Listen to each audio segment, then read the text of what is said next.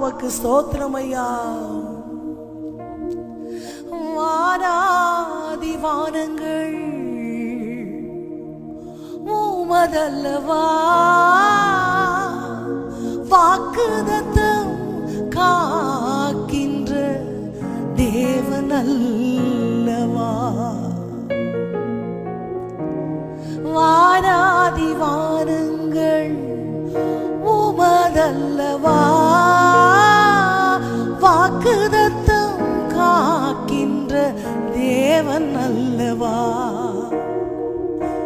உம் சமூகம் முன் சென்றார், உம்மடிமை நான் பின் செல்வேன்.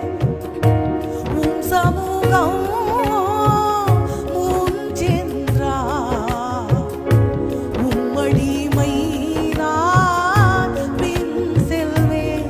மகாராஜா மகாராஜா மகாராஜா,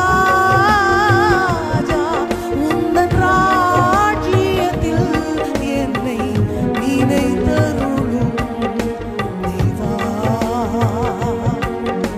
தேவா.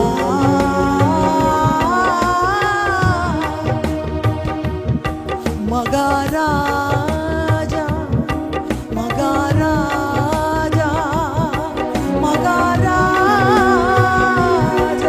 உந்தன் ராஜ்யத்தில் என்னை நினைத்தருளும் தேவா தேவா.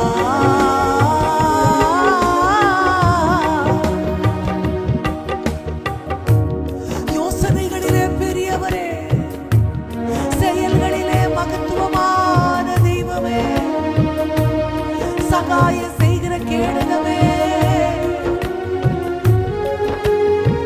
எங்கள் துதிகளிலே இறங்கி வருகிறவரே, தமது திருமுகத்தை மறைக்காமல் பிரசன்னமாக்குகிறவரே,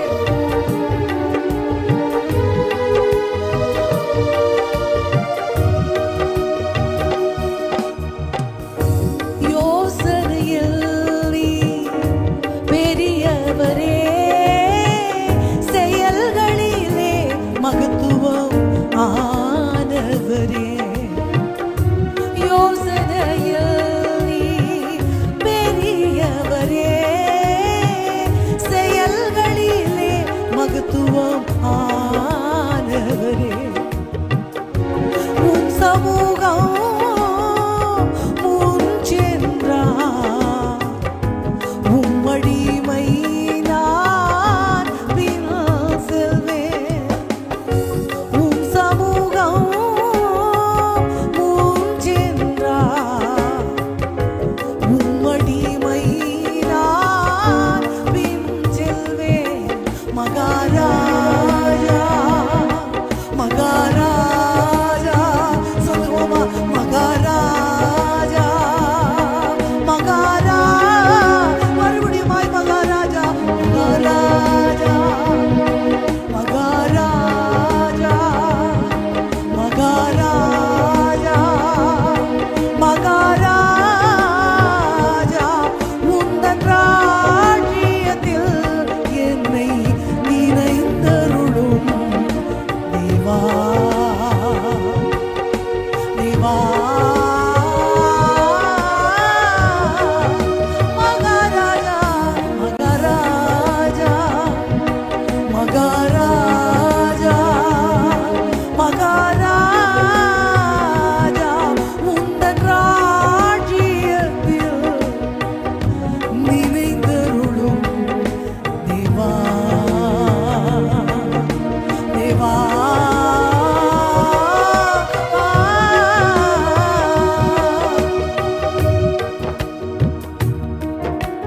எங்களை நினைக்கிற தெய்வமே,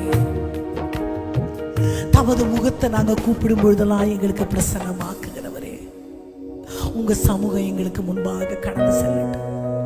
ஆராதனையில கூட உங்க சமூகம் எங்களை வழி நடத்தட்டும். வாழ்க்கை பயணம் முழுவதும் உங்க பிரசன்னம் எங்களை வழி நடத்தட்டும். நீங்க இல்லாத ஆராதனை எங்களுக்கு வேண்டாம். நீங்க இல்லாத பரலோகமும் எங்களுக்கு வேண்டாம். நீங்க இல்லாத எந்த சந்தோஷங்களும் எங்களுக்கு வேண்டாம். நீங்க இல்லாத எந்த உறவுகளும் எங்களுக்கு வேண்டாம். உமது தயவு எங்களை சுகமாய் வாழ பண்ணும் என்று நம்புகிறோம்ப்பா. உமது தயவு எங்களை நீடித்திருக்க பண்ணும் என்று நாங்கள் நம்புகிறோம்ப்பா. உமது தயவு எங்க வாழ்க்கையில நீர் இன்னும் இன்னும் அதிகமாய் பெருக பண்ணுகிறபடினால நாங்கள் நன்றி செலுத்துகிறோம். தெய்வத்தின் கிரியை எங்க வாழ்க்கையில ஒவ்வொரு நாளும் இடைபடட்டும். இன்றைக்கு உமது கிருபை எங்களை ஆளுகை செய்யட்டும். இயேசுவின் நாமத்தில் ஜெபத்தை ஏறெடுக்கிறோம் எங்கள் நல்ல தகப்பனே, ஆமென். நாம் இருக்கிற இடங்களில் அமர்ந்து கொள்ளலாம். கர்த்தர் தந்த இந்த நல்ல நாளுக்காக நான் ஆண்டவருக்கு நன்றி செலுத்துகிறேன். நான் அடிக்கடி சொல்லுவேன், ஆராதனை தான் ஜெபம் தான் நான் ஆண்டவர் இடத்துல போகிறேன். ஆராதனைன்னா ஆண்டவர் என்ன இடத்துல வருகிறார். ஆண்டவர் என்கிட்ட வரும் பொழுது ஆண்டவர் எதிர்பார்க்கிற விதத்துல நான் இருந்துட்டேன்னா அந்த ஆராதனை ஆண்டவருக்கு ஏற்புடையதாகும். ஒரு கதை எனக்கு நினைவுக்கு வருகிறது. அதை நான் உங்களுக்கு சொல்லி நம்ம பாடல்களை பாடி இன்னும் கொஞ்சம் ஆண்டவருடைய ஆழங்களை அறிந்து கொண்டு இந்த ஆராதனையை நம்ம நடத்தலாம் என்று நான் நினைக்கிறேன். உங்களுக்கு சொன்னதாக எனக்கு நினைவுக்கு இருக்கிறது. இந்த கிராமங்களில் நீங்கள் பார்த்துருப்பீங்க, புலி ஆட்டம் எல்லாம் ஆடுவாங்க. புலி மாதிரி வேஷம் போட்டுட்டெல்லாம் ஆடுவாங்க. அப்போது ராஜா, மகாராஜா உலா வருவார். வருஷத்துக்கு ஒரு தடவை யானை மேலே, அந்த யானையே பட்டு துணிகளால் எல்லாம் அழகாக டெக்கரேட் பண்ணப்பட்டிருக்கும். யானை பாகன் ஒருவன் இருப்பான். அந்த யானையை ரொம்ப நேர்த்தியாக அவன் வழி நடத்துவான். அதுக்கு மேலே ராஜா உட்கார்றதுக்கு பல்லக்கு போல் ஒன்று அமைச்சிருப்பாங்க. அது மேலே குஷன் நல்லா இருக்கும். ராஜா அதில் உட்கார்ந்துருப்பார். ராஜா அந்த யானைக்கு மேலே உட்காந்து ஊர்வலமாக வரும் பொழுது அவரை பார்க்கறதுக்காக ஜனங்க எல்லாம் காத்திருப்பாங்க. ரோட்டில் கோலம் போட்டிருப்பாங்க, அழகாக ட்ரெஸ் பண்ணியிருப்பாங்க, புலி வேஷம் போட்டிருப்பாங்க, டான்ஸ் ஆடுவாங்க, கோலாட்டம், குச்சிப்புடி, இந்த மாதிரி எல்லாம் ஆட்டம் காட்டி ராஜாவை சந்தோஷப்படுத்துவாங்க. எப்பெல்லாம் ராஜா சந்தோஷமாக வராரோ ஒரு பையில் காசு, பொற்காசு வச்சிருப்பாரு. அதை அள்ளி அப்படியே இறைப்பார். அப்போ ஏழைகளுக்கு ஒரு காசு கிடைச்சா கூட அது அவங்களுக்கு பெரிய விஷயம். ராஜாவை சந்தோஷப்படுத்தும்படி ஜனங்கள் இப்படி செய்கிறது வழக்கம். அப்போ இதை கேள்விப்பட்ட ஒரு பிச்சைக்காரன், இன்னைக்கு எப்படியாவது நான் ராஜாவை பார்க்கணுன்னு இருதயத்தில் வாஞ்சை கொண்டு, அவனுக்கு ட்ரெஸ்ஸோ அவனுக்கு ராஜாவை சந்தோஷப்படுத்துகிற எந்த ஒரு திறமையும் அவனுக்கு இல்லை, தன்னுடைய பிச்சை எடுக்கிற தட்டை வைத்து கொண்டு அந்த இடத்துல நின்னான். அதே மாதிரி ஜனங்க சந்தோஷப்படும் பொழுது எல்லாரும் ஒரே குஷி, ஒரே சவுண்டு. ராஜா என்ன பண்ணாரு, இந்த பிச்சைக்காரனை பார்த்தாரு. ராஜா என்னதான் பார்க்குறாரா, கண்ணுக்கு கண்ணு பார்த்தான். நிச்சயமா ராஜா அந்த பிச்சைக்காரனை பார்த்தாரு, சிரிக்கிறாரு. இதெல்லாம் உண்மைதானா, பிரம்மையா? அவன் தன்னை கிள்ளி பார்த்துக்கிறான். அப்புறம் நிறுத்தணும்னு ஆக்ஷன் பண்ணுறாரு. அப்படி ஆடி அந்த யானை நிற்கிது. அந்த பாகன் ஏதோ சொல்கிறான், அந்த யானை நிற்கிது. ராஜா இறங்கிறதுக்கான ஏற்பாடுகளை பண்ணுறாங்க. அந்த பல்லக்கிலேருந்து ராஜா இறங்கி வருகிறார். நேராக பிச்சைக்காரங்கிட்ட போகிறாரு. எல்லாருக்கும் ஆச்சரியம், இத்தனை பேர் இருக்கிறோம், பிச்சைக்காரன் கிட்ட போய் ராஜா போறாரே. see what is going on, எல்லாருக்கும் ஒரே ஆச்சரியம். ஆமா, இவனுக்கே தன் கண்களை நம்ப முடியல, பிரம்மை கொண்டு இருக்கிறான். நிஜமாவே ராஜா இவன் கிட்ட வந்தார். இவனுக்கு இருதயமெல்லாம் அப்படியே பலூன், காத்தடிச்ச பலூன் மாதிரி பறக்குது. என் வாழ்க்கையே தலைகீழா போகுது. ராஜா என் கிட்ட வந்துட்டாரு, என்ன வேணும்னு கேட்டு எனக்காக அரண்மனை மாதிரி ஒரு வீட்டை கட்டி தரப்போறாரு. என்னென்னமோ நடக்க போகுது, என் வாழ்க்கை தலைகீழா மாற போகுதுன்னு இவனுக்கு மூச்சு கூட விட முடியலை. அந்த அளவு சந்தோஷம். நடந்தது என்ன, ராஜா அவன் இடத்துல கையை நீட்டினார். என்ன ராஜா, நீங்க எனக்கு ஏதாவது தருவீங்கன்னு பார்த்தா நானே பிச்சைக்காரன், என்கிட்ட போய் கையை நீட்டுறீங்க, எனக்கு புரியல. ராஜா தலையாட்டினார். ஆமா, நான் தான் கை நீட்டுறேன், எனக்கு எதுவும் தரமாட்டியா அப்படின்னு கேட்டார்.